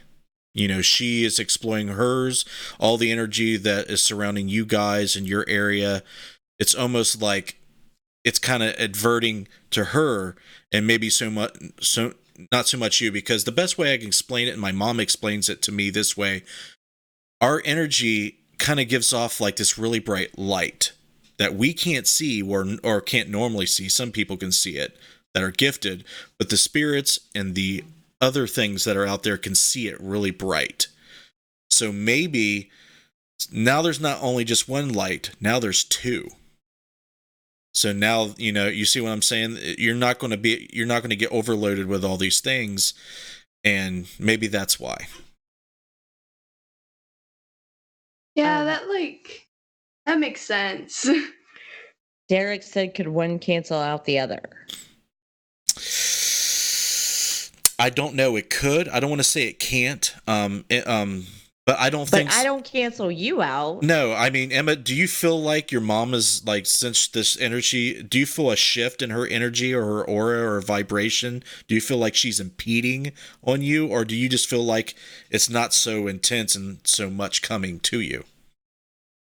I feel like since before she could do it, I thought it was more like unique than many people can do it. Mm. So I'm not unique. So I feel like seeing her do it is making me think, oh, anybody can do this. Just, yeah. Yeah, Well, Justin will tell you anybody can. Anybody can do it. The problem is, Emma, a lot of people will either deny or just be completely oblivious to it. And the reason that is, there's different reasons. Culturally, ghosts aren't real. This crap is just in your head. It's imaginary. It's pounded in our culture every day. We're very materialistic and science-minded, and we just try to plant into our children and to our generations well before you that this stuff ain't real. So that will slowly but surely collapse all of our senses that can pick up these things, and just they are dormant. And when they do come up, we dismiss them. So now that you see that you're not the only one, it's going to be, less of a burden, and there's less expectation for you to be like the only one that has a voice for these things. But some things that have come through in the past have scared you, right? Yeah. I was very overwhelmed. Yeah. Well, now they're like, hey, there's another one here that we can, that's not as afraid. And we can go talk to her. Yeah. Maybe they felt bad for scaring you and they just decided to go see your mom. Dennis has a comment. He says, perhaps they feel Jess can be a bigger help to them due to her age. Imagine an adult needing help. Who would they go to first? That's a good point. Right. Yeah. That's a very good point. See, I felt that, but I was like, I told Mom when I was talking about it, I said that I feel like they go to you more than me now because you're more mature than like a 13-year-old. Well, not to take away from your maturity, maybe they just feel like it's more respectable and more kosher to do that. You know what I'm saying? Yeah. Yeah, they just feel like it's more appropriate, I guess is the best word.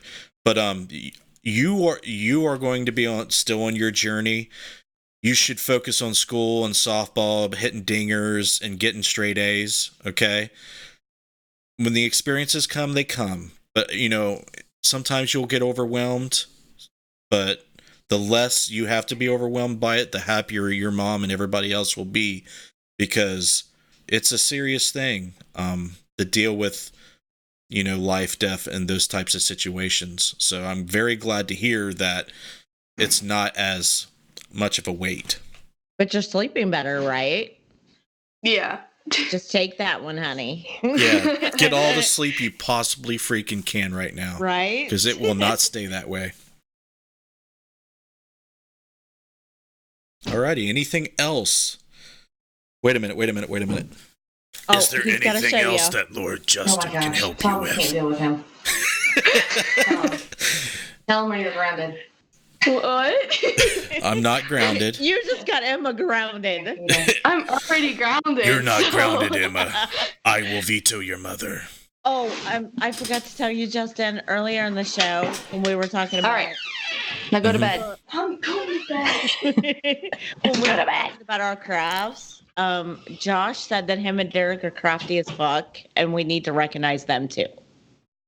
Well, Deadlight. Shut up, Josh. And our dad. And our dad. Yeah, like, I don't know why they feel intimidated. Like, that's stupid. They're intimidated by a bunch of girls. You girls should feel intimidated by them.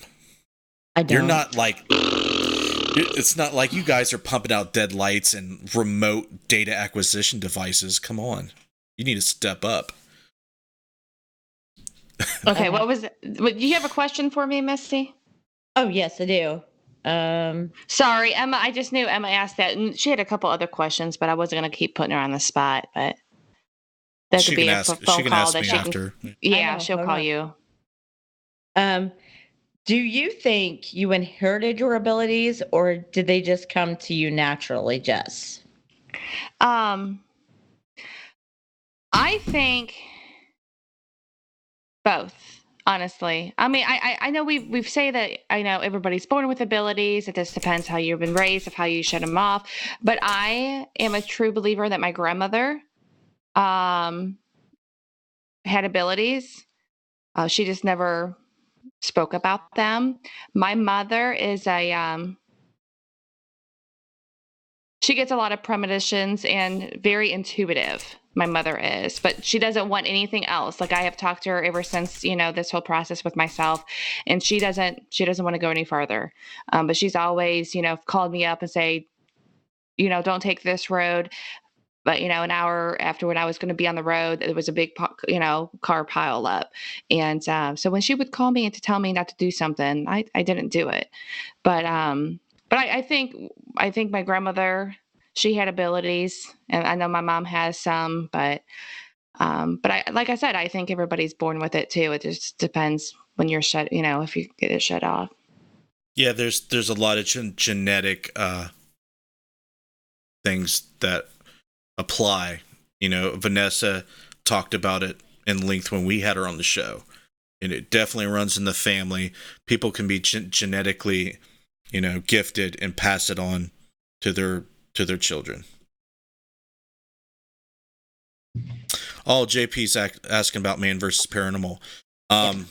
From what I know, JP, Matt Benton said that he was going to move over back to Indiana and join Interface Death, and he was going to go forward with Man versus Paranormal and all that. But once he got over here, he hooked up with his ex-girlfriend. His ex-girlfriend said, "I hate everybody in Interface Death.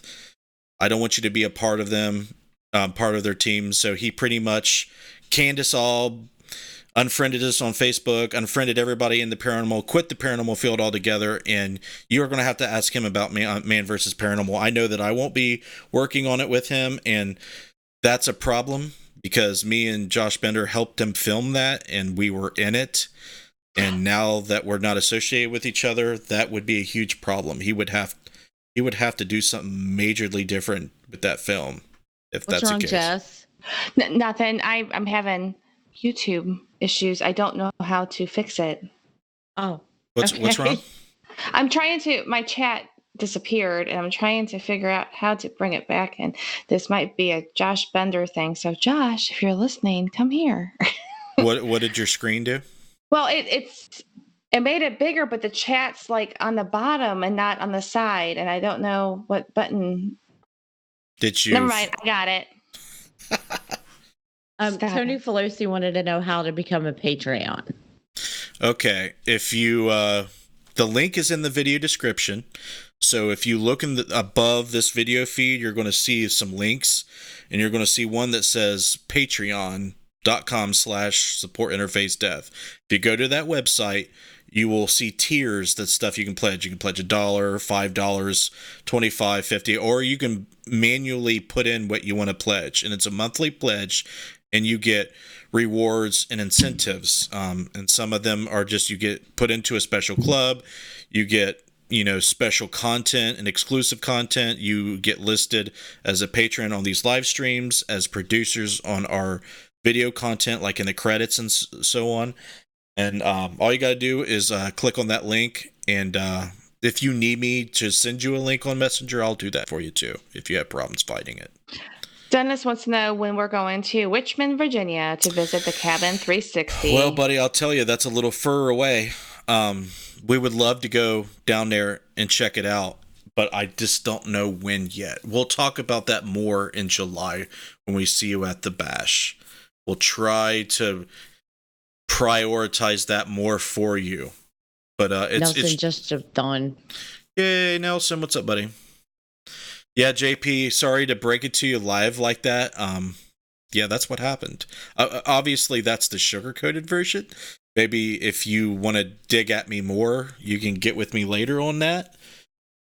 I don't know how nosy you feel like being about that, but yeah, that was a sinker ball.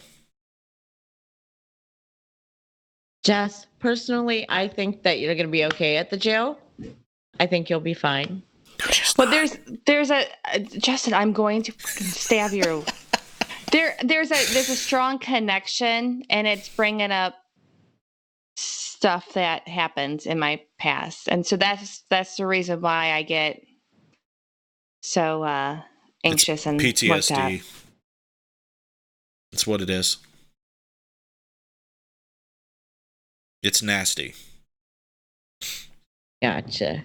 But I mean, I think I'm going to be fine as well. It's just stuff that's been I've dealt with the entire thing. I know what you mean. Yep. Yeah, Cabin on 360. That's from what I've heard, it's very unique. But a lot of the situations, I feel like it deals with the land a lot, and my spidey senses are tingling about the land down there around the Cabin in 360. I believe that there's probably off to the side, I think. Yeah, I believe that there's some a large portion of land has some really strange things going on down there. I agree. Sorry I'm late. Just got my new phone and been trying to get it set up. Oh, today's new phone day. It is. Emma and I got new phones. What type of phone did you get, Nelson? Are you an iPhone or a Android guy? I want to know these things.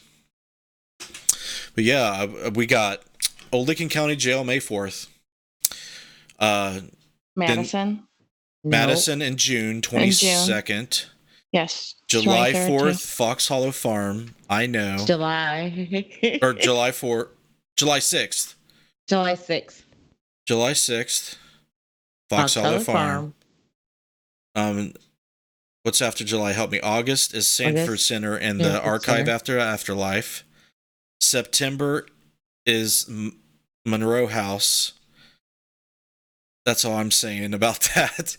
And October, we're probably going to take a break. We might do something, we might not, but we're going to try to cut off earlier than we did last year. I'm telling you what, guys, on the production end of these things and the data analysis, it's rough. So maybe we'll do an event in October. Maybe we'll just mess around at a place that we've already been and kind of take a break. But we don't have anything in October yet. And definitely don't want to freeze our ass off in November, December again. Melissa Grubb said, "Hey, Justin, stopping in to show some love." Thank you. Nelson got an iPhone XS. You're dead to me. He finally upgraded from 6. Bill Davis has an iPhone. You're all dead inside. Joe is on. Joe. I told him that we stayed on Facebook. I told Joe that we stayed on just for later, just for him. Oh, I'm gonna have to forward you this stuff. Someone give me some information for you, Jessica. I'll have to forward it to you. Okay. Should I be scared? Yeah, I would commit suicide. Justin, I'm gonna fucking stab you. Gosh. So scary. I'll tell you what. I'm sorry. Okay, this is okay. I'm gonna help you out here. In 2011, my dad heart exploded at work. He died before he landed and hit the ground.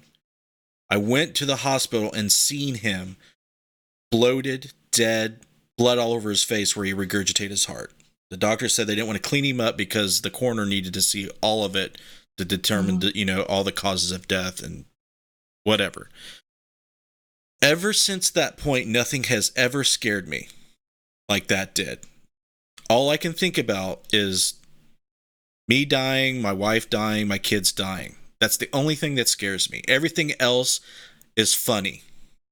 Unless I go to a location and I feel like their death states or feel residual energy. It's not funny at all. Or their children. Yeah, but it's not scary. Like, I am already prepared to feel that because I relate to it so well. And I want you to know there's nothing at these locations that Jessica Bias cannot handle and that you're going to be fine. But I get a kick out of teasing you about it because I'm an asshole. Okay, just ignore me and you'll be fine. If you thought you were in any danger. No, no. I know that. I was just saying, should I be scared? Because who knows, what somebody sent. But I mean, I don't think that you would put me in a situation because I would probably literally shoot you. It wouldn't be a threat.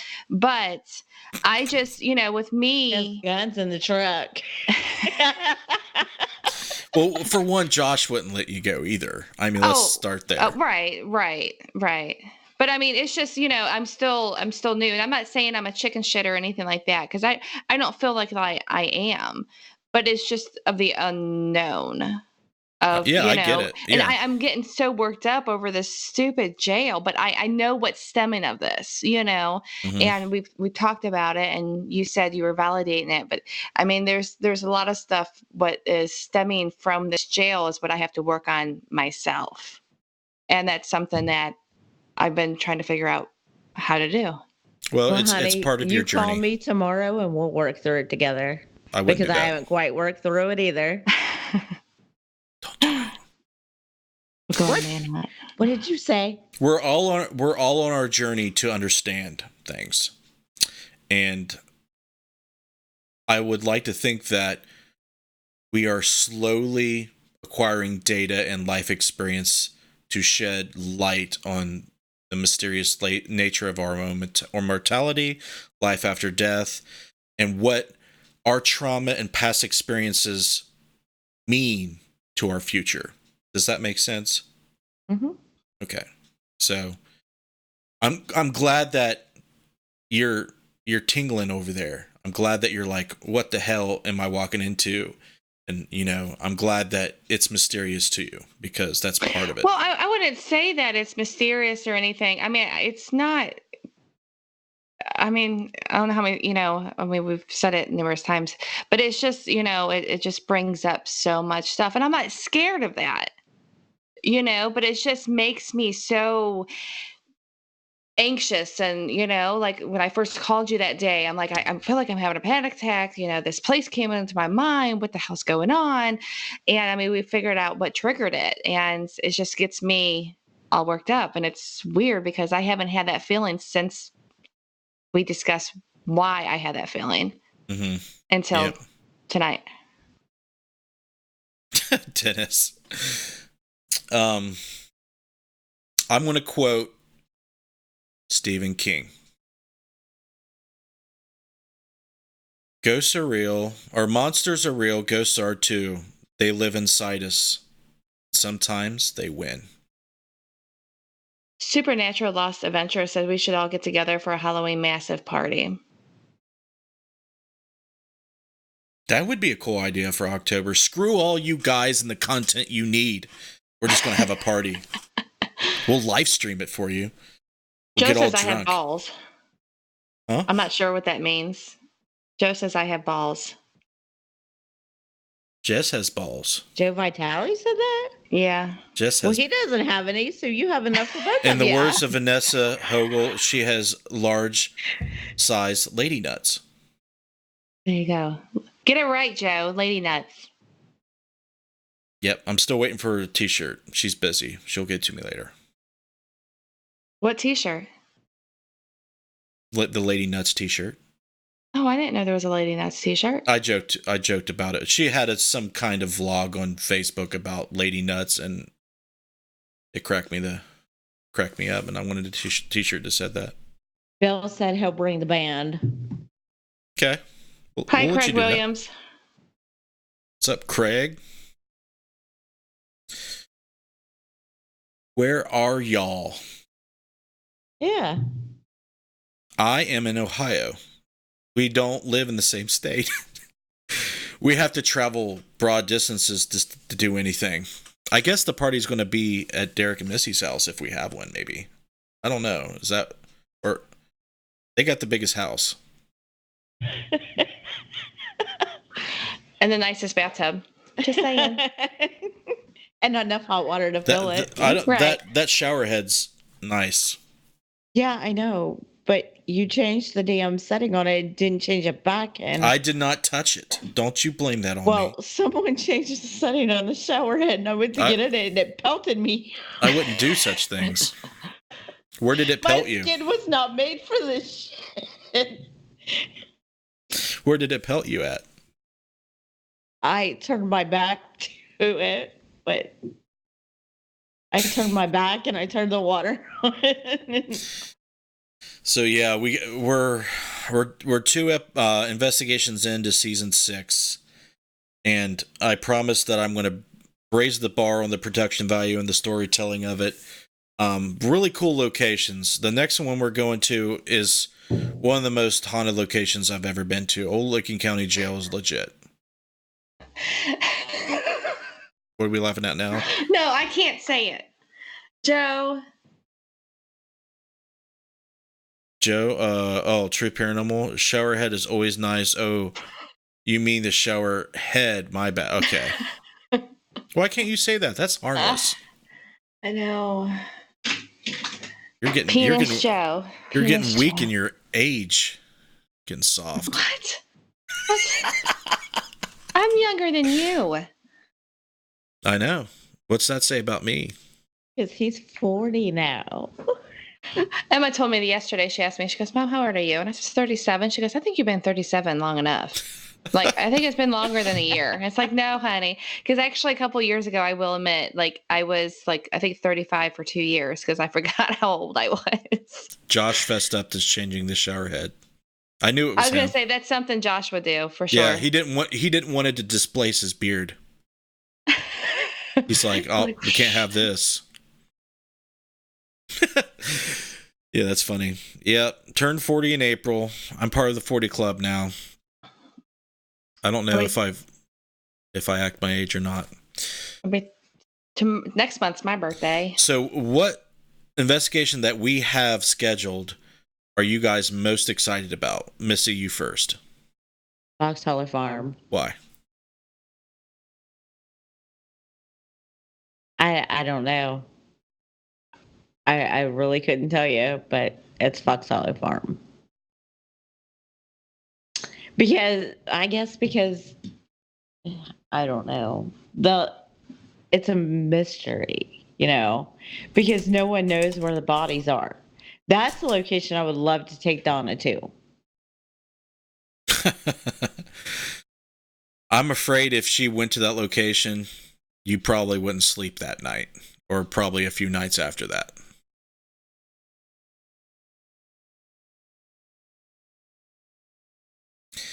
That's pretty bad stuff. So, I am looking forward to that.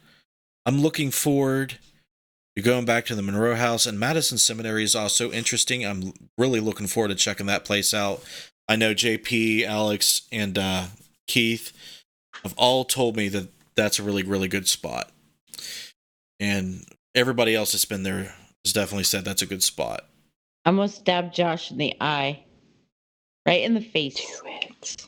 In the face. Why? I'm going to take some scissors and cut little strands of hair off his beard and then lay them all around him. Jess is going to bag some up for me, cleaning the floor tomorrow, and we're going to lay them all around him while he sleeps. Wow. Like his beard fell out.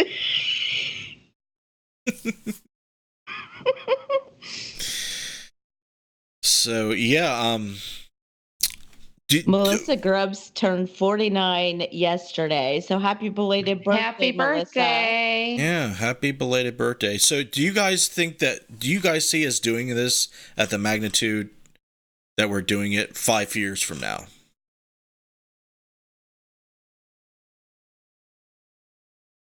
Hey, no dead air. Crickets. I need a cricket sound I effect. was waiting for somebody else to say something. I usually don't like talking first. I'm not going to play cricket sounds. That's stupid. Well, what do you think, Jessica? Oh, I don't know. I don't know. Well, I started the group in 2013. We're here in 2019 where we're at now. Do you see it continuing, staying the same, or Well, I think everybody's role. See, I feel bad because of saying anything because I just started with y'all. But I mean, I could just say You've been here the whole time. no. You just started investigating. Well, I'm just saying that, investigation, part of it. But I think, I mean, I can just speak for myself, but I think the longer I'm doing this, the stronger that I'll become. Mhm. So what, if I can pick up on some pretty, cool shit now, hi, Hannah Spalding. If I can pick up on pretty cool shit now, what is it going to be, down the road? Good question. I think you'll doubt yourself much less. You'll be more comfortable and more knowledgeable. You'll ask me less questions, obviously, and you'll learn and be more keen on things. But I think not necessarily. It's like it's questions that I have for you, but it's like I have to tell somebody. You know what I'm saying? It's like that man's voice that I heard. I had an idea what it was, but it was just like I have to tell somebody. Like, okay, what I just hear was it, like kind of just a little bit of insight, but it's like I had to tell somebody other than just write it down. I'm like, okay. I mean, yeah. Now I tell Josh. I told Josh when it happened, but I mean, it wasn't like he wasn't interested or anything like that. He questioned about it, but it was just somebody else that could relate. yeah, I get it. I get it totally. It's always good to have people to bounce stuff off of, ask questions, and relate to, especially when you really don't have. I mean, there now you're you're doing the show. You have more people than just me now too. There's other context that you have. I know I do need to contact. I think Becky's not on anymore, but Yeah, Becky's helped me a lot as well. Becky's somebody who will definitely take your questions and listen to you. Many others that we've. Yeah. There's been a lot of nice supporting people. I know Dennis is one. I was just going to say Dennis. I'm going to try. I can't see anybody on this chat right now that would not listen. If we needed it. Yeah, right. I mean, our paranormal community particularly is good. Well, I remember talking to Dennis after he was on the show, and I think him and I stayed on the phone just ourselves for like an hour and a half or something like that. And he always told me if you have any questions, even for myself or my daughter, to let him know. And I think it's a good community. It really is. Justin, make a note. Dennis's birthday is the day after the bash. I'm not going to forget that. I don't have to write that down. So we're all going to sing happy birthday to him Sunday morning, first thing. Okay. Dennis said, like any muscle, the more you train it, the better it'll become. Your brain, that is. Nelson said, Old Licking County Jail, definitely on my list, 7 hours away. It's further away than you would want it, I know. Joe says, I'm actually going to be setting up an investigation at Madison Seminary by myself, along with 2 other places. Joe, And he says he won't listen to any of us. He says, screw you guys. I'll stab him in the face at Gettysburg, too. is Joe going to be at Gettysburg? I believe he did say at one time that he was going to Gettysburg. That's going to be, he lives even further away than we do. Wake Paranormal TV says Josh is going to jump out of a cake. That would be something I'd want to see for sure. Melissa Grubbs wants to know, do y'all have any plans to come to Virginia at any point? Well, Dennis Eslock wants us to come to Virginia. So we do have plans to go check out the cabin on 360. Isn't the St. Albans in Virginia too? Yeah, Josh said I'm trying to get us together to film at St. Albans for a 36-hour investigation. Yeah, that's going to happen at some point in the future. I just don't know when. That's the question. Bill Davis said, the older I get, the weaker my bladder. Joe says if Josh is going to jump out of a cake, he better be naked. For the past 2 shows, a title had to be Josh has to be naked. Last show, it was like brought up a few times. He is super comfortable with his heterosexuality. He's so studly. Josh jumps out of a cake. Justin will be only one getting stabbed in the face. Oh my God. I'm gonna be. If anybody mentions cake, I'm just gonna go on vacation on the West Coast. I'm not getting stabbed in the face or stabbed in the face with anything like that. Why would Josh jump out of a cake anyway? He doesn't like cake. No, he likes the frosting, not the cake. At some point, if you jump out of a cake, I'm sure at some point you just taste the cake. Oh, hey, Joe, are you going to be, Joe Vitale, are you going to be at Gettysburg? I think at one time you said. We know Bill Davis. I saw that he's going. We know he's. Joe wants to pull Josh's taffy. What? I saw Bill said that he'll get stabbed at Gettysburg Live.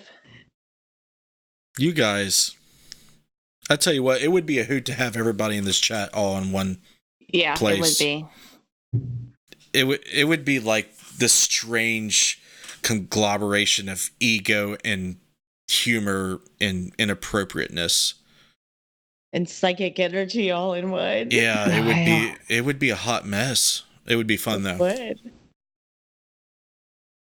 Joe wants to pull Josh's taffy. Yeah, that's. I'm going to pull on your beard. I called him Father Night Vision today on Instagram. That's a good nickname for him. The only person that I've seen pull Josh's beard and get away with it was Braylon. Yeah. He spoils him. Mm-hmm. It's been 2 hours. If I stay on any longer, my wife would kill me. So, guys, we're going to wrap it up. Thanks very much for hanging in there for 2 hours. You guys have been great. It was very fun, as always, when we do these 2-hour freestyles and just cutting loose and relaxing and just doing whatever. It's a lot of fun, and I enjoy doing it with you guys. I love getting all the questions and all the comments. It means a lot. And this paranormal community we're able to establish together is really cool. I really appreciate it very much. And the links right here are, if you don't know what's going on with interfacedeath.net, that's my paranormal group's website. All these links are in the description of the video. Please go. Subscribe to that newsletter. I know you don't like getting spammed with email, but hey, man, our website is extremely expensive. So if we're going to shell out all that money, click on subscribe. If you're watching on YouTube, you can check out my blog page, which is called Justin Brown Paranormal Research. Interface Deaths on Facebook as well. You can check out Interface Death on Instagram and Twitter. Patreon.com/support Interface Death is how you can help us out, support our content financially with small donations or more, depending on what you want to do. There are perks to that we'll get to and in a moment. And if you're on Facebook, our YouTube link is there, so you can go subscribe as well. Patreon, if it wasn't for the names that you see, this content would not be possible.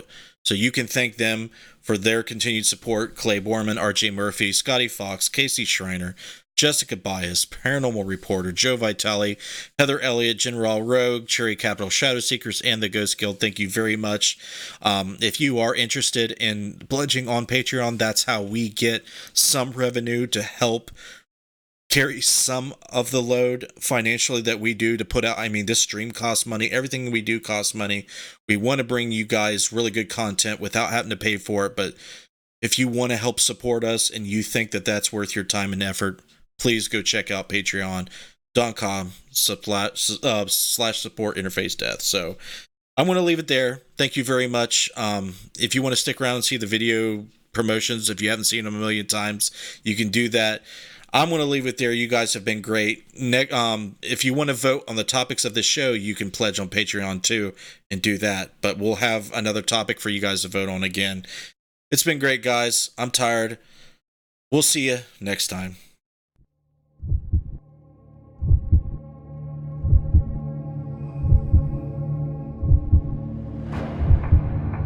Do you have that drive?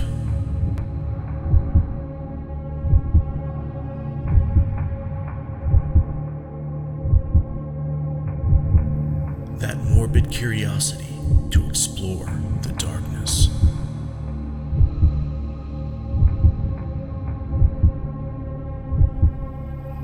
Do you have what it takes to brave the night? You do? Good.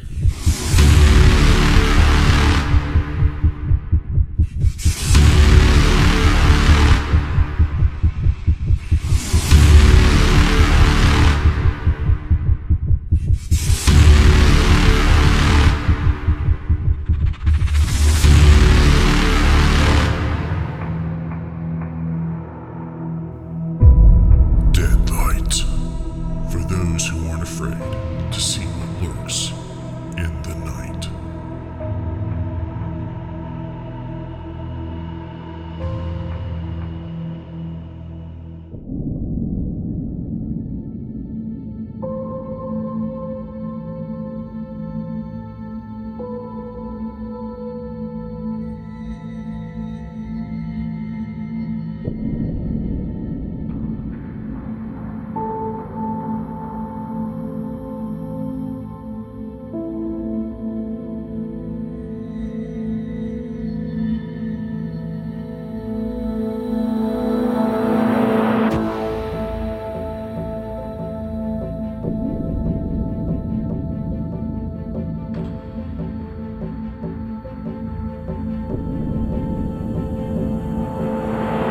I can feel you, still dreaming, teeming with eternal will. I can hear you now, pondering, wandering around somehow.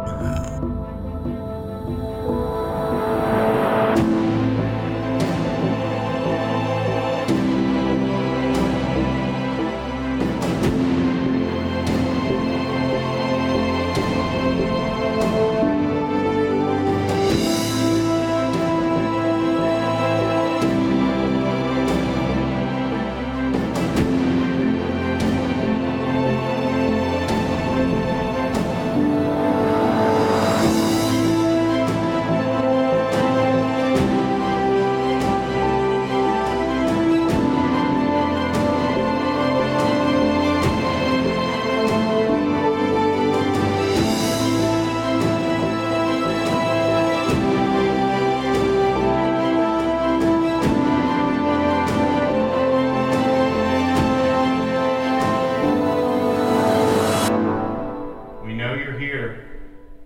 What was that? I heard it. That was downstairs.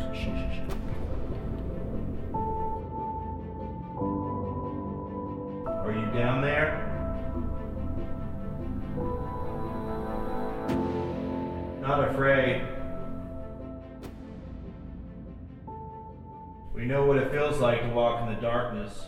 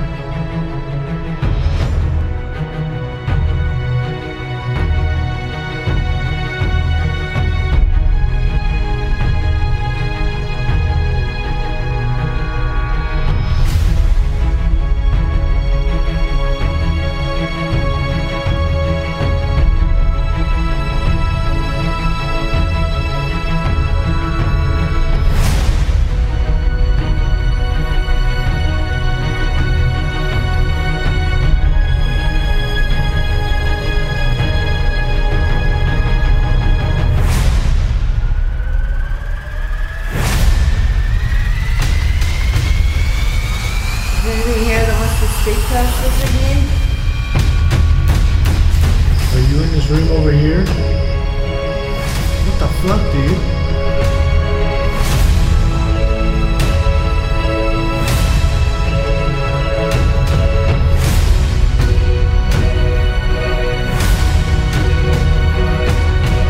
Whoa.